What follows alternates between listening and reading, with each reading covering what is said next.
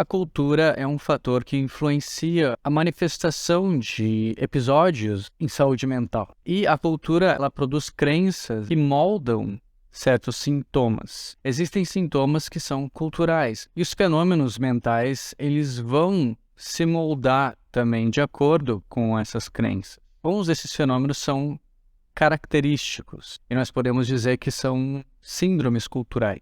Um exemplo de fenômeno moldado pelas crenças culturais são as experiências de quase morte. Você já deve ter ouvido falar sobre aquelas experiências de quase morte, que a pessoa estava à beira da morte e teve visões de um túnel com luzes ou visões de pessoas que eles conheciam e que já morreram e que apareceram nesse momento para acolher, ou que eles sentiram que estavam fora do corpo e lembram de ver o ambiente e ver o seu corpo nesse ambiente. Porém, cada cultura vai apresentar um fenômeno diferente desse episódio. A mente, ela vai produzir visões, imagens que são próprios da crença daquela pessoa. A pessoa que acredita na reencarnação e que espíritos caminham entre nós vão receber a visita dos seus antepassados. Pessoas que acreditam que elas vão para o céu depois de morrer, elas vão ver o túnel com luz e um anjo chamando elas para o céu. Pessoas que acreditam no purgatório podem ver uma cena de tortura, de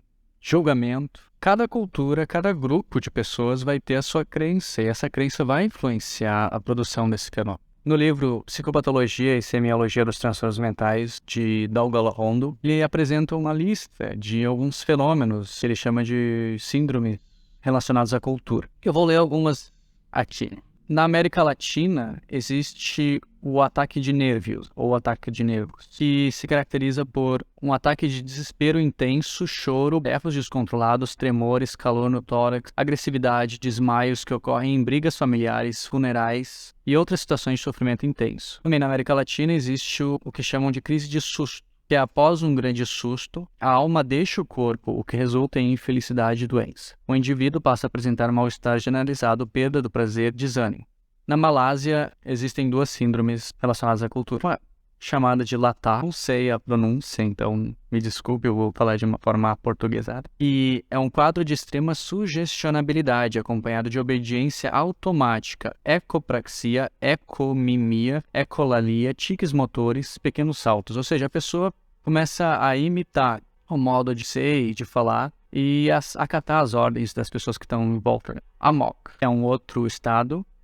É um período, horas ou dias, de recolhimento ou tristeza, seguido por episódio intenso de agitação psicomotora. O sujeito sai correndo, atacando e destruindo tudo que se encontra ao seu alcance, inclusive cometendo homicídios. Termina com exaustão e amnésia do ocorrido. Na China, existe um fenômeno chamado Chen Jin Shuai Ru, que significa fraqueza do sistema nervoso. Na medicina tradicional chinesa, é uma síndrome de fadiga, irritabilidade misturada com aflição e sofrimento acerca de pensamentos conflitantes e desejos não satisfeitos. Na África subsaariana existe o Brain Fag, que é cansaço crônico, cefaleia, dificuldades visuais e cognitivas. Tende a ocorrer em grupos recém-urbanizados. No Haiti existe o voodoo, ou maladimon, que é a feitiçaria ou inveja contra uma vítima que pode passar a ser rejeitada pelo meio social, tornando-se deprimida, apática, inapetente, podendo morrer por tal quadro. A chamada morte voodoo, ou choco, é o resguardo tomado pelo pai antes, durante ou depois do parto da mulher. O pai pode ter sintomas semelhantes aos da mulher grávida, náuseas, indisposição, dores nas costas, etc. Esses são alguns exemplos de síndromes que são caracterizadas por serem culturais, por serem regionais. No Brasil existe uma série de síndromes desse tipo, e eu vou ler algumas para vocês, para ver se vocês reconhecem. Dom da fala ou glosolalia, principalmente em grupos pentecostais ou neopentecostais. Em estado de trânsito de beatitude, o crente passa a falar uma língua incompreensível, como se fosse uma língua estrangeira, às vezes gutural. O fenômeno é interpretado como o dom oferecido ao crente pelo Espírito Santo. Obsessão ou estar obsedado ou obsidiado. No espiritismo kardecista. Geralmente, o espírito obsessor exerce ação negativa sobre o indivíduo, causando sintomas muito variados, como angústia, depressão, fobias, dependências químicas, ideias suicidas, psicoses, etc. Os espíritas preconizam a cura pelo tratamento espiritual da desobsessão. Estados de possessão. Nas religiões afro-brasileiras, candomblé, ubanda, eventualmente no pentecostalismo, em outras religiões evangélicas e no catolicismo. Estado de transe, que dura minutos ou horas, com alteração da consciência, perda temporária da identidade pessoal, movimentos rítmicos do tronco, caretas e gestos estereotipados. O indivíduo tem a sensação de ter sido possuído por uma entidade. No candomblé ou umbanda, um dos orixás. Na Umbanda, pomba-gira, Exu, caboclos, etc. Quebranto ou mal olhado. Generalizado na cultura popular, mas mais difundido em populações rurais. Produzido por indivíduos maldosos, invejosos, com uma irradiação maléfica, a vítima pode apresentar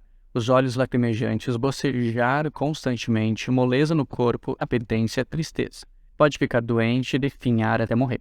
Trata-se com benzedura, defumação com palha de alho por 9 dias seguidos. Esses são alguns fenômenos que acontecem e que recebem uma interpretação cultural. E essa interpretação cultural apresenta uma crença que se autorrealiza na própria manifestação daquele problema. É como se ela desse a forma. Existe uma linguagem do sintoma que é uma linguagem regional. É muito interessante perceber que em diversas regiões, mitologia, em diversas fantasias coletivas, elas vão exercer algum efeito no modo como se manifestam os fenômenos comportamentais, sentimentais e mentais daquela pessoa. É importante que a psicologia estude também esses fenômenos e estude o modo como as pessoas que praticam essas crenças compreendem esses fenômenos e lidam com eles. Existem essas crenças que são populares e tradicionais, mas também existem crenças que se desenvolvem ao longo do tempo, como a manifestação de crenças em relação a processos associados à constelação familiar. A constelação familiar é um grupo de crenças que se criou e é muito atual.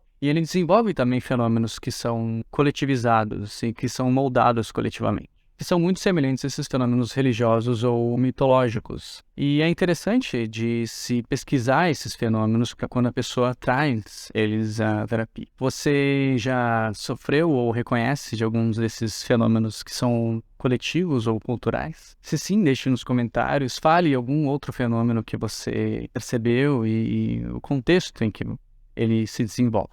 Curta, compartilhe com quem possa se interessar no assunto e até a próxima.